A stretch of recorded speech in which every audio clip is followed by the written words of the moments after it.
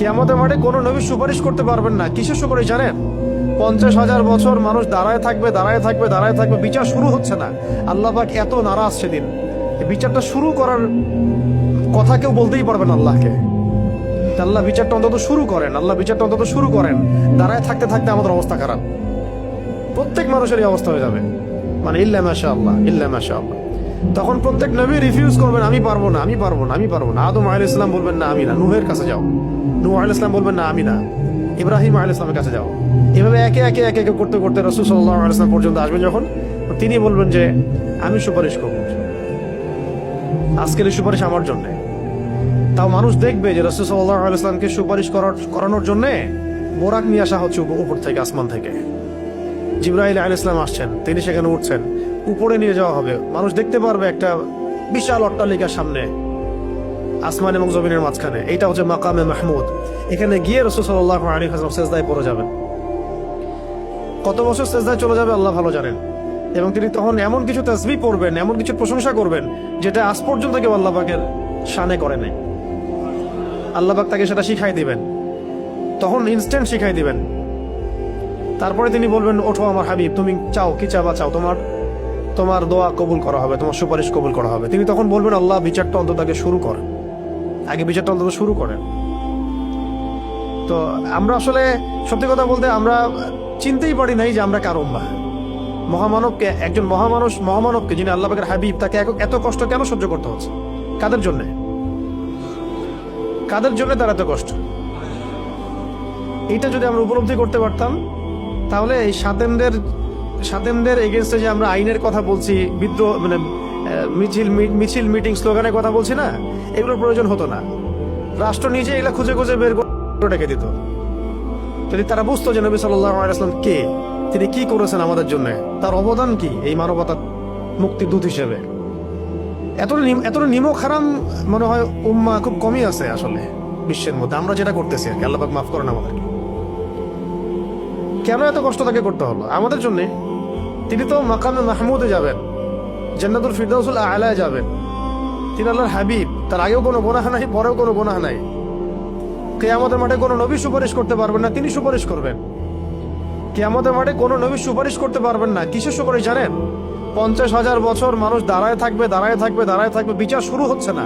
আল্লাহ পাক এত নারাজ সেদিন, এই বিচারটা শুরু করার কথা কেউ বলতেই পারবে না আল্লাহকে। আল্লাহ বিচারটা অন্তত শুরু করেন, আল্লাহ বিচারটা অন্তত শুরু করেন। দাঁড়ায় থাকতে থাকতে আমাদের অবস্থা খারাপ, প্রত্যেক মানুষেরই অবস্থা হয়ে যাবে। মানে ইল্লা মাশাআল্লাহ, ইল্লা মাশাআল্লাহ। তখন প্রত্যেক নবী রিফিউজ করবেন, আমি পারবো না, আমি পারবো না, আমি পারবো না। আদম আলাইহিস সালাম বলবেন না আমি না, নূহের কাছে যাও। নূহ আলাইহিস সালাম বলবেন না আমি না, ইব্রাহিম আলাইহিস সালামের কাছে যাও। এভাবে একে একে একে একে করতে করতে রাসূল সাল্লাল্লাহু আলাইহি ওয়াসাল্লাম পর্যন্ত আসবেন যখন, তিনি বলবেন যে আমি সুপারিশ করব, আজকের এই সুপারিশ আমার জন্য। তাও মানুষ দেখবে যে রাসূল সাল্লাল্লাহু আলাইহি ওয়াসাল্লামকে সুপারিশ করানোর জন্য বোরাক নিয়ে আসা হচ্ছে উপর থেকে, আসমান থেকে। জিবরাইল আলাইহিস সালাম আসছেন, তিনি সেখানে উঠছেন, উপরে নিয়ে যাওয়া হবে। মানুষ দেখতে পারবে একটা বিশাল অট্টালিকার সামনে, আসমান এবং জমিনের মাঝখানে। এইটা হচ্ছে মাকামে মাহমুদ। এখানে গিয়ে রাসূল সাল্লাল্লাহু আলাইহি ওয়াসাল্লাম সিজদায় পড়ে যাবেন। কত বছর সিজদায় চলে যাবে আল্লাহ ভালো জানেন।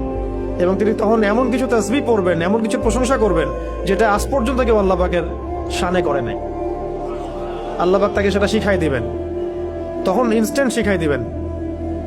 তারপরে তিনি বলবেন, ওঠো আমার হাবিব, তুমি চাও কি চাবা চাও, তোমার দোয়া কবুল করা হবে, তোমার সুপারিশ কবুল করা হবে। তিনি তখন বলবেন, আল্লাহ বিচারটা অন্তত আগে শুরু করেন, আগে বিচারটা অন্তত শুরু করেন। তো আমরা আসলে সত্যি কথা বলতে আমরা চিনতেই পারি নাই যে আমরা কার উম্মাহ। আফসোসের শেষ নাই, মানে বলতে থাকলে প্রসঙ্গ অন্যদিকে চলে যাচ্ছে। তো আফসোসের শেষ নাই। আপনি খেয়াল করে দেখবেন যে পিছনে লা ইলাহা ইল্লাল্লাহ মুহাম্মাদুর রাসূলুল্লাহ কালিমা লিখে মানুষ কালিমার সাথে কুফরি করতেছে। মন্ত্রণালয় খুলে বসে আছে পিছনে লা ইলাহা ইল্লাল্লাহ মুহাম্মাদুর রাসূলুল্লাহ, না লা ইলাহা ইল্লাল্লাহ সে মানে, না মুহাম্মাদুর রাসূলুল্লাহ মানে। কিন্তু লিখার কি দরকার আছে তাহলে? ওটা খুলেই ফেলে দেখ, তাহলে স্পষ্ট হবে যে তারা কাফের। এদিকে লেবেলও লাগাবে যে আমি মুসলিম, আর কাজও করবে কাফেরের মতো, যাতে ওলামায়ে কেরামদেরকে একটা দ্বিধার মধ্যে রাখা, যে আসলেই তারা মুসলিম না কাফের। ফতোয়া তো দিতে হবে একটা। তখন কাফের হলে তো এক ফতোয়া আসবে, মুসলিম হলেও এক ফতোয়া আসবে, তাই না? পিছনে লা ইলাহা ইল্লাল্লাহ, কোনো ইলাহ নাই আল্লাহ ছাড়া, মানে কোনো বিধানদাতা নাই আল্লাহ ছাড়া, কিন্তু আমরা আছি জমিনে, তাই না? বিষয়টা তো তাই। পিছনে লিখে রাখছে লা ইলাহা ইল্লাল্লাহ, কোনো ইলাহ নাই, কোনো উপাস্য নাই আল্লাহ ছাড়া। মন্ত্রণালয় সবগুলোতে ইলাহ আছে, আমরাই ইলাহ, বিধান আমরাই দিচ্ছি না। আউযুবিল্লাহি মিন যালিক।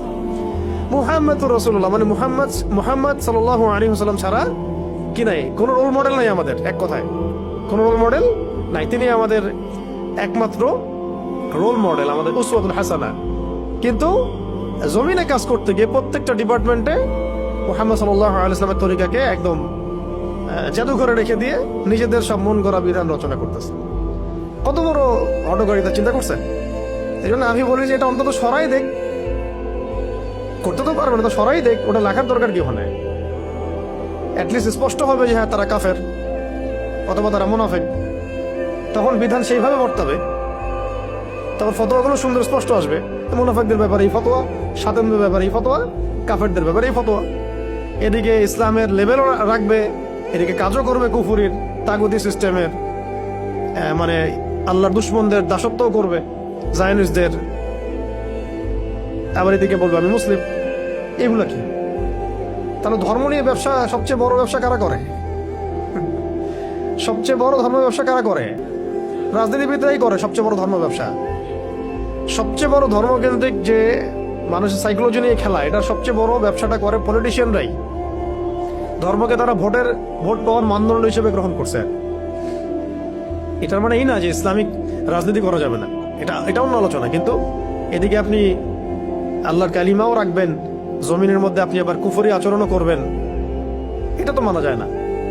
হয় একদিকে আসেন, কালিমা রাখলে কালিমার বিধান বাস্তবায়ন করেন, আর না রাখলে ঠিক আছে বলেন যে আমরা লা ইলাহা ইল্লাল্লাহ মানি না, ধর্মের সাথে আমাদের কোনো সম্পর্ক নাই, তখন আমরা বলবো তারা কাফের।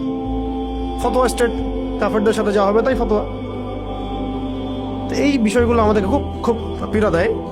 তো যাই হোক, অনেক বেশি হয়তো বলে ফেললাম, আল্লাহ মাফ করেন।